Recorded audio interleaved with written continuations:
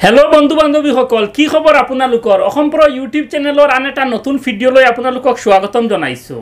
आजिकाली सकलो मानुहे विचारे जे व्यवसाय करिब एजन डाঙर व्यवसायी हब अनिल आम्बानीर निचिना हब किन्तु एटु सकलोर पक्षे सम्भव নহয়। किछुमाনৰ ক্ষেত্ৰত টকা পইচা নাই গতিকে व्यवसाय आरम्भ কৰিব নোৱাৰে আৰু किछुमाনৰ টকা পইচা আছে কিন্তু তেওঁলোকৰ व्यवसायৰ আইডিয়া নাই বা व्यवसाय তেওঁলোকে বিচাৰি নাপায়। বৰ্তমান সময়ত চৰকাৰে মানুহক চাকৰি দিব নোৱাৰে গতিকে দেশত নিবনুৱাৰ সংখ্যা বৃদ্ধি পাই আছে আৰু মানুহে নিবনুৱা সমস্যা দূৰ কৰাৰ বাবে টিকটকত নিজৰ লিংগ পৰিৱৰ্তন কৰি ভিডিঅ' আপলোড কৰি টকা উপাৰ্জনৰ কাৰণে চেষ্টা কৰি আছে। মানে লৰাই ছোৱালীৰ খাজত আৰু ছোৱালী লৰাৰ খাজত ভিডিঅ' আপলোড কৰি আছে। আজিৰ ভিডিঅ'ত আমি কথা পাতিম নিজৰ ব্যৱসায় কেনেকৈ আৰম্ভ কৰিব তাৰ দুটা পদ্ধতিৰ বিষয়ে। আৰু এই দুটা পদ্ধতি যাৰ হাতত টকা পইচা নাই কিন্তু তেওঁ ব্যৱসায় জানে আৰু যাৰ হাতত টকা পইচা আছে কিন্তু তেওঁৰ ব্যৱসায়ৰ কোনো অভিজ্ঞতা নাই এই দুজনৰ ক্ষেত্ৰতে কামত আহিব। গতিকে ভিডিঅ'টো প্ৰথমৰ পৰা শেষলৈ চাব আৰু যদি এতিয়াও চেনেলটো সাবস্ক্ৰাইব কৰা নাই তেতিয়াহ'লে ৰঙা ৰঙৰ য'ত সাবস্ক্ৰাইব লিখা আছে তাত ক্লিক কৰি সাবস্ক্ৰাইব কৰি দিব। সো দেৰি নকৰি ভিডিঅ'টো আৰম্ভ কৰোঁ। সকলো মানুহে নিজৰ ভৱিষ্যত সুৰক্ষিত কৰাৰ বাবে জীৱনত কিবা নহয় কিবা কৰাৰ বাবে চেষ্টা কৰে আৰু এই ক্ষেত্ৰত তেওঁলোকে বিশেষ গুৰুত্ব দিয়ে ব্যৱসায়ত। কিন্তু কেতিয়াবা এনেকুৱা পৰিস্থিতি আমাৰ মাজত আহি পৰে য'ত ব্যৱসায়ৰ বাবে যিমান টকাৰ প্ৰয়োজন হয় সেই টকাখিনি আমাৰ হাতত নাথাকে, ফলত এটা ব্যৱসায় আৰম্ভ কৰিব পৰা নাযায় আৰু আমাৰ জীৱনৰ সপোনবিলাক আদাৰুৱা হৈ থাকে।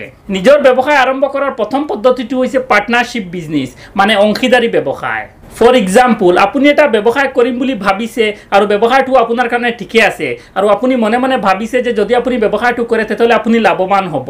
কিন্তু ব্যৱসায়টো আৰম্ভ কৰাৰ বাবে 5 লাখ টকাৰ প্ৰয়োজন আৰু আপোনাৰ হাতত আছে মাত্ৰ 3 লাখ টকা। যদি আপুনি ব্যৱসায়টো আৰম্ভ কৰিব বিচাৰে তেতিয়াহ'লে আপুনি 2 লাখ টকা কৰবাৰ পৰা যোগাৰ কৰিব লাগিব। যদি 2 লাখ টকা যোগাৰ কৰিব নোৱাৰে তেতিয়াহ'লে ব্যৱসায়টো চিন্তা বাদ দিব লাগিব।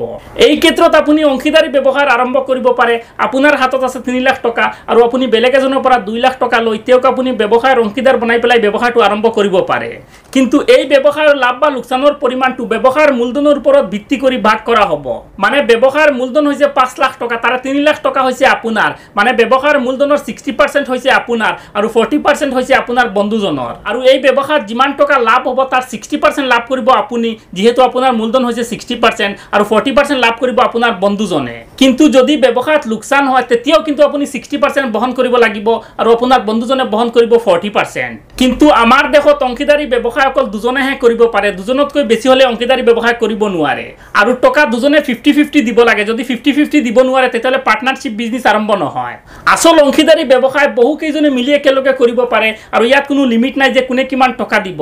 নিজৰ সামৰ্থ্য অনুযায়ী টকা দিব পাৰে। ইয়াৰ পিছত লাভ বা লোকচান যিমান হয় নিজৰ মূলধনৰ ওপৰত ভিত্তি কৰি লাভ বা লোকচানৰ ভাগটো নিৰ্ধাৰণ কৰা হয়। যদি কিবা ভাল ব্যৱসায়ৰ প্লান আছে কিন্তু টকা মেনেজ কৰিব পৰা নাই তেতিয়াহ'লে নিজৰ বন্ধুসকলৰ লগত আলোচনা কৰি আজিয়েই অংশীদাৰী ব্যৱসায় আৰম্ভ কৰক। দ্বিতীয় উপায়টো হৈছে বেলেগৰ টকাৰে ব্যৱসায় আৰম্ভ কৰা।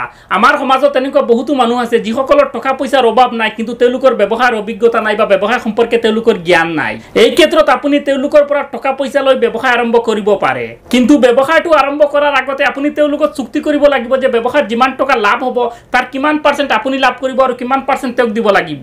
50-50 নে 60-40, কাৰণ ইয়াত আপোনাৰ মূলধন নাই, মূলধন বেলেগৰ, আপুনি অকল ইয়াত শ্ৰমদান কৰিছে। যদি ব্যৱসায়ত লোকচান হয় তেতিয়াহ'লে আপোনাৰ লোকচান নাই, যাৰ টকা তেওঁ লোকচান বহন কৰিব লাগিব।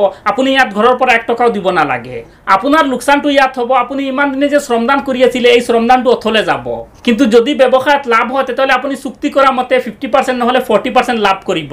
আৰু এই দুই ধৰণৰ ব্যৱসায় কৰাৰ বাবে সৎ হ'ব লাগিব। যদি সৎ হয় তেতিয়াহ'লে লাভ হ'ব আৰু যদি অসৎ পদ্ধতি অৱলম্বন কৰে তেতিয়াহ'লে কিন্তু লাভ নহয়, লোকচানহে হ'ব। আৰু বৰ্তমানে পৃথিৱীত যিমান ডাঙৰ ডাঙৰ ব্যৱসায় চলি আছে সকলো ব্যৱসায়ত অংশীদাৰ আছে। অংশীদাৰ অবিহনে কোনো ব্যৱসায় নাই।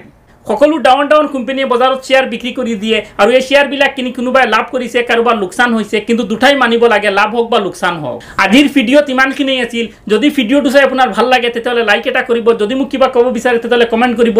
যদি এতিয়াও চেনেলটো ছাবস্ক্ৰাইব কৰা নাই তেতিয়াহ'লে চেনেলটো ছাবস্ক্ৰাইব কৰি দিব। ভিডিঅ'টো চোৱাৰ বাবে ধন্যবাদ। আপুনি হাঁহি থাকক, ধেমালি কৰি থাকক, কাৰণ জীৱনটো অকল দুদিনীয়া আৰু কৈ থাকক জয় আই অসম।